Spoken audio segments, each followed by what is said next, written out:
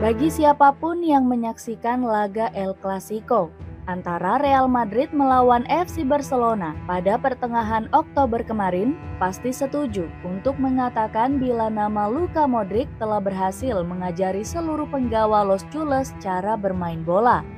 Melalui liukan tajam, passing sempurna, sampai sentuhan magis lainnya, Luka Modric telah menunjukkan bahwa usia bukanlah halangan untuk tampil elegan. Dia menunjukkan kelasnya sebagai pemain dunia, meski banyak yang mengatakan bila masanya segera temui senja. Pada laga klasik melawan Barcelona, Modric bermain selama 78 menit.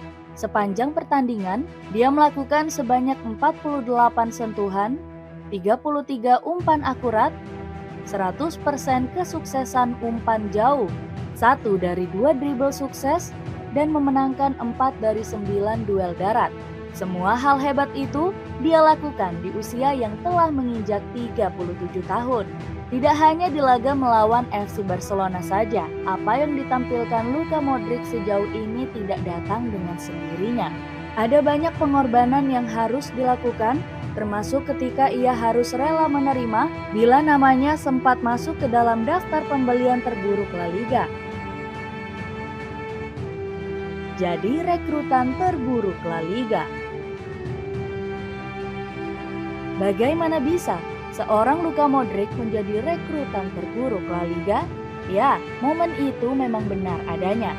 Pada Agustus tahun 2012 silam, Luka Modric didatangkan Real Madrid dengan nilai sebesar 30 juta pounds atau setara 523 miliar rupiah. Nilai itu rela dikeluarkan El Real karena Modric menjadi pemain yang sedang panas diperbincangkan di kompetisi Premier League. Selama membela klub sebelumnya yakni Tottenham Hotspur, Modric banyak sekali menciptakan momen-momen tak terlupakan. Menyusul kegemilangannya membela tim Lili Putih, sebuah penghargaan Tottenham Hotspur Player of the Year tahun 2011 pun diberikan kepadanya. Akan tetapi, ketika diperkenalkan sebagai Galactico baru di Estadio Santiago Bernabeu, perjalanan awal Luka Modric malah lebih sering tuai kritikan. Meski pelatih El Real ketika itu Jose Mourinho sempat yakin bila Modric akan jadi pemain yang memberi kontribusi besar bagi skuad asuhannya. Pelatih asal Portugal sendiri itu pula yang akhirnya memperkenalkan bangku cadangan sebagai teman akrab sang pemain. Modric gagal bersaing dengan nama Xabi Alonso dan tentunya Mesut Ozil yang tengah menggila dengan segala asis yang diberikan. Selama membela Real Madrid sampai setidaknya Desember 2012, kontribusi Luka Modric sangatlah minim. Boro-boro jadi pemain yang disorot seusai pertandingan. Rata-rata menit bermainnya dalam satu laga saja tak sampai menyentuh angka 40 menit. Catatan 19 pertandingan yang dimainkan ketika itu, nyaris semuanya dimulai dari bangku cadangan. Jika di rata-rata, hanya ada sekitar 8 pertandingan saja yang dimainkan secara penuh. Puncak dari awan gelap yang menyelimuti perjalanan Luka Modric di Bernabeu lantas tertuang dalam sebuah jajak pendapat yang memunculkan namanya sebagai transfer terburuk di kompetisi La Liga tahun 2012. Luka Modric dianggap gagal penuhi ekspektasi para penggemar. Dia yang diprediksi bakal ciptakan pertunjukan berkelas malah sering bergurau dengan bangku cadangan. Klaim tersebut dikeluarkan oleh surat kabar olahraga ternama Spanyol, Marca. Modric terpilih sebagai pembelian terburuk dengan perolehan suara 32,2%. Sedangkan di tempat kedua terdapat nama Alexander Song yang dibeli dari Arsenal menuju FC Barcelona dengan jumlah suara yang tidak jauh berbeda. Namun, meski menjadi rekrutan terburuk di kompetisi La Liga, Luka Modric tidak menganggap itu semua sebagai bencana. Yang ada, dia malah menjadikannya sebagai motivasi untuk terus berkibar. Perjalanan hidupnya semasa kecil yang kerap diselimuti suara tembakan dan juga ledakan besar masih jauh lebih mengerikan ketimbang jajak pendapat yang terlontar dari orang-orang yang cuma mau melihat pemain dari sisi negatifnya saja. Ini Real Madrid, saya mengerti ada tekanan besar untuk pemain baru yang bermain di sini, ungkap Modric. Buktikan diri sebagai pemain kelas tinggi. Kecintaan Mourinho akan performa Mesut Ozil ketika itu membuat pesona Luka Modric hilang di telan bumi. Namun, ketika sang pelatih diminta pergi, keadaan menjadi berbalik. Luka Modric menemukan bahwa Carlo Ancelotti sebagai pengganti adalah sosok yang selama ini dicari. Munculnya ruang bagi Luka Modric untuk unjuk kebolehan pun kian terbuka lebar.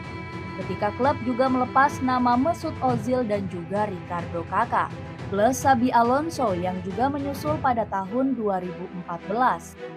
Luka Modric yang sebelumnya kesulitan mengeluarkan potensi terbaiknya dalam skema 4-2-3-1 ala Mourinho muncul sebagai monster mematikan di lini tengah ketika Ancelotti datang dengan menggunakan skema 4-3-3. Kepiawaiannya sebagai gelandang elegan dan berbahaya lantas kian sempurna. Ketika nama Casemiro yang terkenal agresif dan juga Toni Kroos yang pandai melepas umpan ciamik datang menyempurnakan lini tengah El Real, Luka Modric terlihat leluasa dalam mengatur permainan. Dia yang dibekali banyak bakat tak kesulitan ketika mendapat kenyamanan yang begitu hebat. Hasilnya, gelar Liga Champions Eropa pada musim 2013-2014 sukses ia berikan. Malah, Marca seolah dipaksa membalikan muka ketika pada musim 2013-2014 dan 2015-2016, Luka Modric dinobatkan sebagai gelandang terbaik La Liga.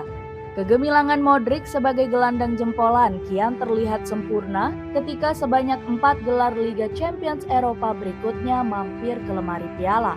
Belum lagi torehan 3 gelar La Liga dan 1 penghargaan pemain terbaik dunia pada tahun 2018.